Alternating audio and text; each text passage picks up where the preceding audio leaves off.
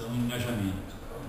Não tem uma relação direta com o debate dessa noite. E, ao mesmo tempo, destacar a importância desse tema, as apresentações feitas inicialmente mostraram que o ano de 2011 foi um ano particularmente agitado, do ponto de vista político em várias regiões do mundo. E não é à toa, eu acho que um exemplo bastante claro da importância desses processos é o fato de que a revista Times, no ano passado, no início desse ano, escolheu como o personagem do ano o manifestante. Ou seja, isso é um claro indicador de que, de fato, o ano de 2011 foi um ano atípico do ponto de vista da conflitualidade, enfim, das tensões e das mobilizações sociais e políticas numa escala internacional. Então, acho que esse é um tema que está na pauta e que, só que, curiosamente, isso tem a ver com a minha fala, uma certa problematização que eu gostaria de fazer de alguns termos do próprio debate. Curiosamente, o Brasil está um pouco numa contramão nessa dinâmica da conflitualidade internacional. Ou seja, o Brasil que teve na década de 80 e também na década de 90 e início dos anos 2000 uma extrema pujança do ponto de vista de movimentos, mobilizações, enfim, contestações sociais. Nos últimos anos, por uma série de processos que a gente pode discutir depois, ele assistiu a um profundo processo de institucionalização de organizações e movimentos sociais. Se isso é positivo ou negativo é alvo de um profundo debate, tanto acadêmico quanto debate social e político, mas esse é um fato objetivo. Então, há uma dinâmica particular no Brasil que, eventualmente, nos faz ter uma relação um pouco diferente com essa dinâmica de contestação e de ativismo transnacional. Eu queria começar problematizando um pouco, enfim, que a gente pode fazer a discussão, um pouco essa ideia da sociedade civil global. Acho que se a gente for pensar o que a gente quer dizer quando a gente fala, quando a gente pensa em sociedade civil global. Se a gente for pensar enquanto uma rede, rede de organizações, associações, entidades, grupos, movimentos, ativistas, bom, a gente poderia dizer que existe cada vez mais no mundo onde as coisas estão articuladas, integradas, conectadas, a gente tem uma rede hoje que se globaliza do ponto de vista das dinâmicas associativas, organizativas, societárias. Agora, como um ator, acho que dificilmente a gente poderia pensar de que existe a sociedade civil global como um ator articulado, unificado, organizado e agindo, num certo sentido.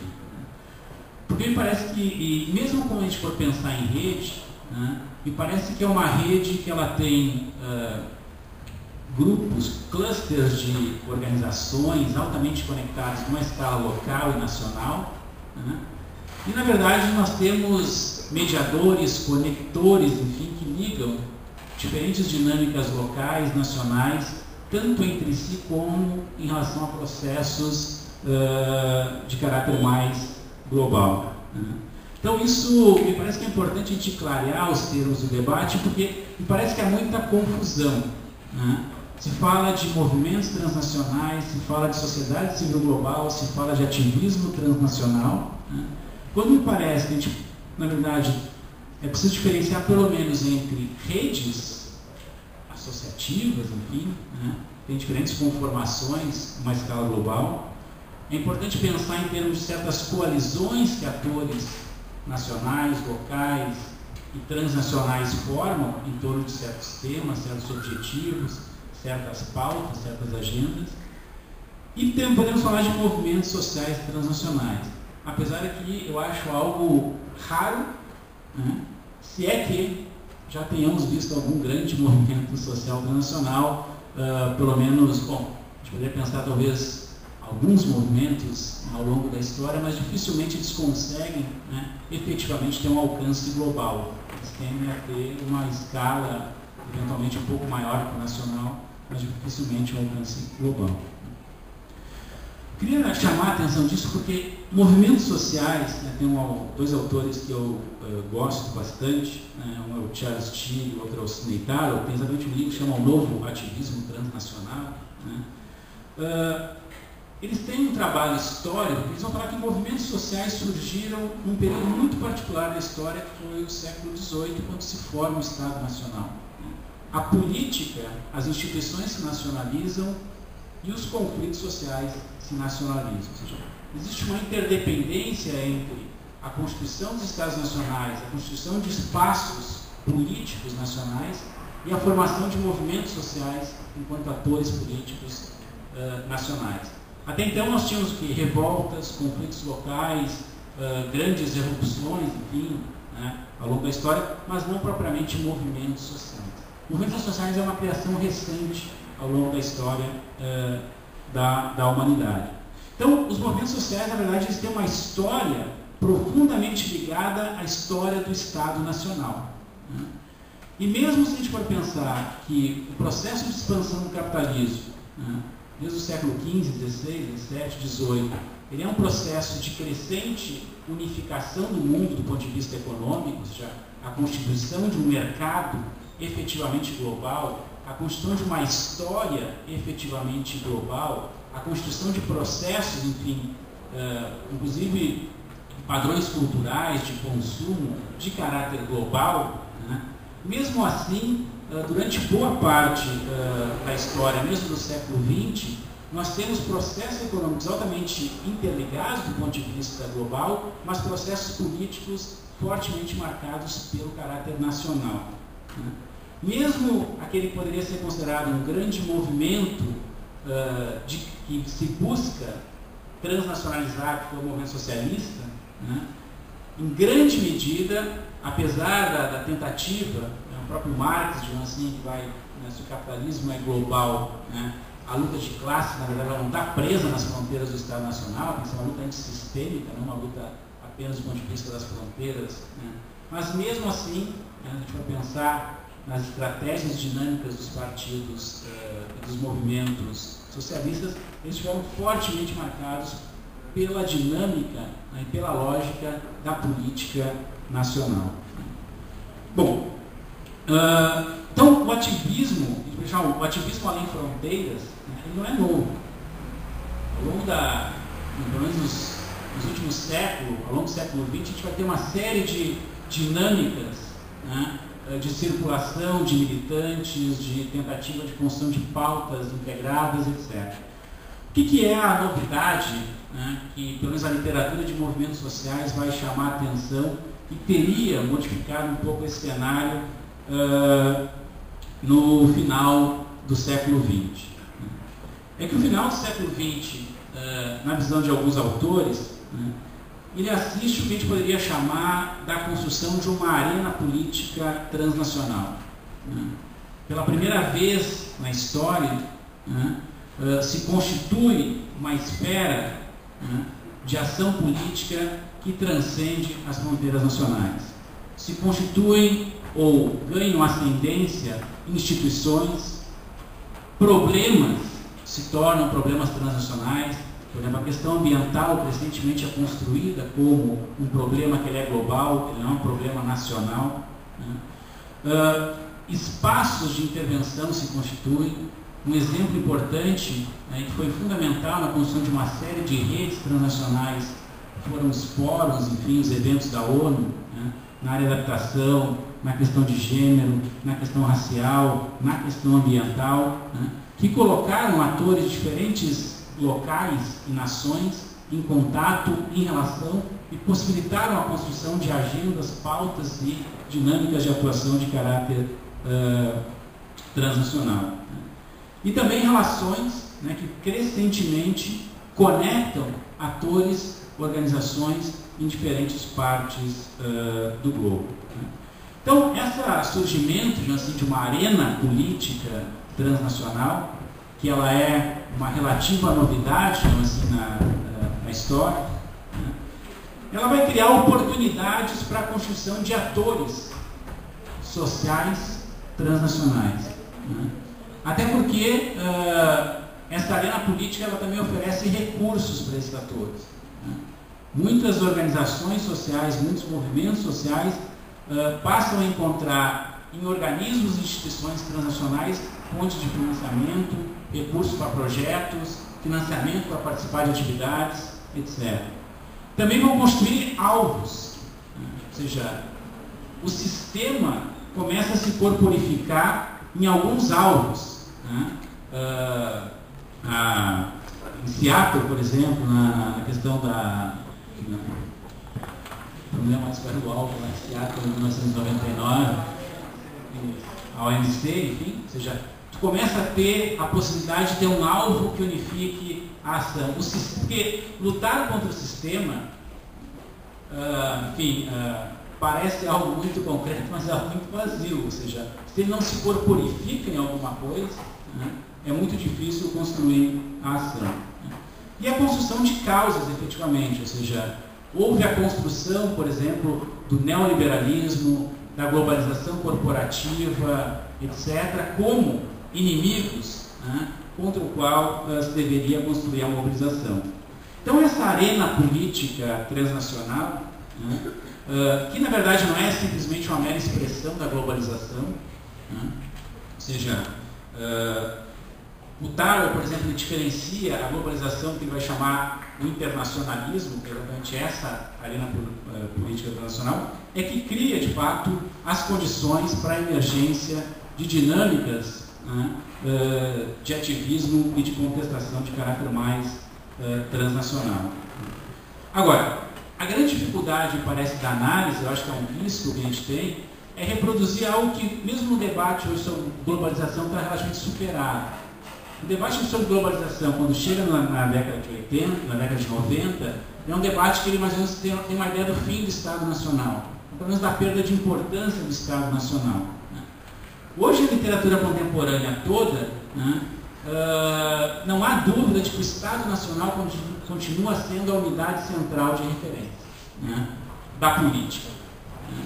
Os Estados Nacionais se complexificaram, surgiram de fato instituições, estruturas, espaços de atores transnacionais. Nós temos toda uma esfera da política subnacional, que às vezes a gente perde, mas em certos países isso é central, né? Mas o Estado Nacional continua sendo fundamental.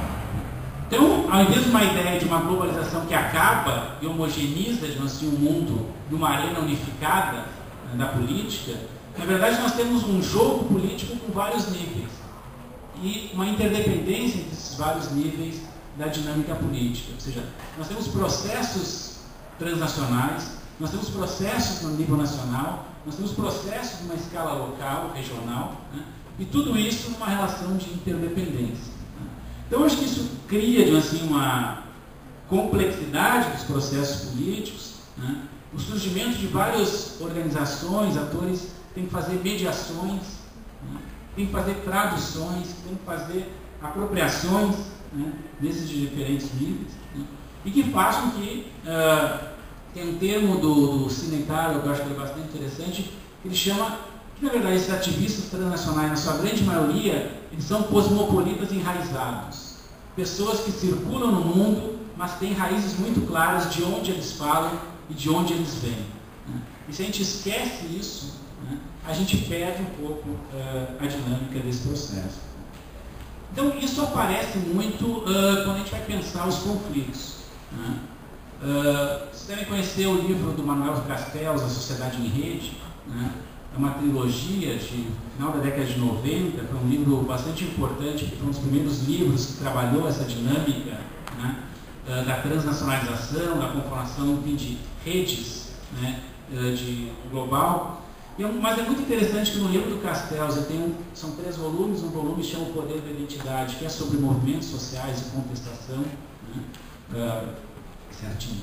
Contestação na nova ordem transnacional, mas todos os seus exemplos, eles são bastante localizados espacialmente. Se a gente vai pegar os zapatistas, né? A primeira guerrilha informacional da história, segundo eles próprios, né? Mas eles só são compreensíveis se a gente entende a história mexicana e as dinâmicas, enfim, políticas do México. O outro movimento que ele pega, né, são as milícias de extrema-direita nos Estados Unidos, né, que só são compreensíveis a partir do contexto e da lógica e da dinâmica política norte-americana. Né. E o terceiro movimento que ele pega é uma seita, a Verdade Suprema no Japão, né, que só é compreensível dentro do contexto e da dinâmica japonesa. Né. Então, na verdade, nós temos processos que transcendem muitas vezes fronteiras nacionais, mas eles estão fortemente enraizados em contextos específicos. Os exemplos, por exemplo, aqui que foram apresentados, né, o Occupy tem a cara da sociedade norte-americana em crise. Né, ou seja, ele tem muito a ver do que é a crise norte-americana, né, e os processos políticos norte-americanos. Né, os indignados, a mesma coisa. As mobilizações árabes, eu particularmente acho que o termo Primavera Árabe é uma boa invenção da mídia, digamos assim, né? Mas eu acho muito difícil a gente pensar que isso é um processo unificado. Né? Eu acho que tem dinâmicas nacionais muito específicas. Né? Não vejo, em muitos desses processos, eu não sou especialista nisso, mas não vejo, assim, como colocam, uma grande mobilização dos países árabes numa luta por democracia. Aqui nós temos tribos, né? Aqui nós temos grupos muçulmanos, aqui nós temos grupos de esquerda, enfim, é um negócio muito mais complexo, que como a gente não conhece muitas vezes, a gente compra, né, uma certa leitura da mídia que, digamos, não prima muito por profundidade e por complexidade nas suas análises e nos seus rótulos. Né? Então, me parece que os indignados na Espanha, obviamente tem a ver com uma sociedade que vive uma profunda crise no qual sua juventude tem taxas de desemprego, acho que na ordem de 20% a 30%, né, de jovens desempregados. Se a gente não compreende essa dinâmica nacional, né, a gente não compreende, né, o significado efetivo desse processo político. Então, para concluir, meus últimos 3 minutos, me parece que o desenvolvimento de novas tecnologias, né, de comunicação, de informação, né, eles têm efetivamente um papel, né, mais ou menos importante nos processos de organização e de mobilização social. Por exemplo, isso não é novo. Né? Não é possível, por exemplo, compreender as mobilizações de juventude nos Estados Unidos contra a guerra na década de 60 sem pensar na televisão. Né? Aquela famosa cena, por exemplo, do Vietcong sendo executado sumariamente na frente de uma câmara de televisão, ela teve um efeito do ponto de vista político fundamental. Né? Então, a importância das tecnologias de comunicação informacional, não é algo novo. Né? Isso já tem sido trabalhado pela literatura de movimentos sociais. Obviamente que novas tecnologias, né, e novas possibilidades, né, elas abrem efetivamente novas oportunidades em termos de circulação de informações, contatos, etc.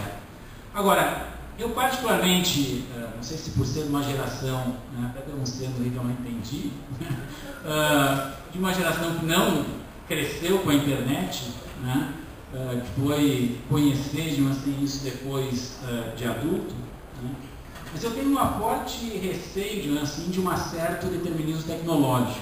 Né.